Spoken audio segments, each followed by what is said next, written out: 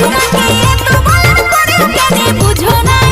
ভুকুর মায়ের মধ্যে কি আছে যে আমার নাই ওই পেঁচা মুখীটাই কি তোমার চয়েস হয়েছে কোন মোহিনী লাগাই তোমার মাথা খাইয়েছে ওই পেঁচা মুখীটাই কি তোমার চয়েস হয়েছে কোন মোহিনী লাগাই তোমার মাথা খাইয়েছে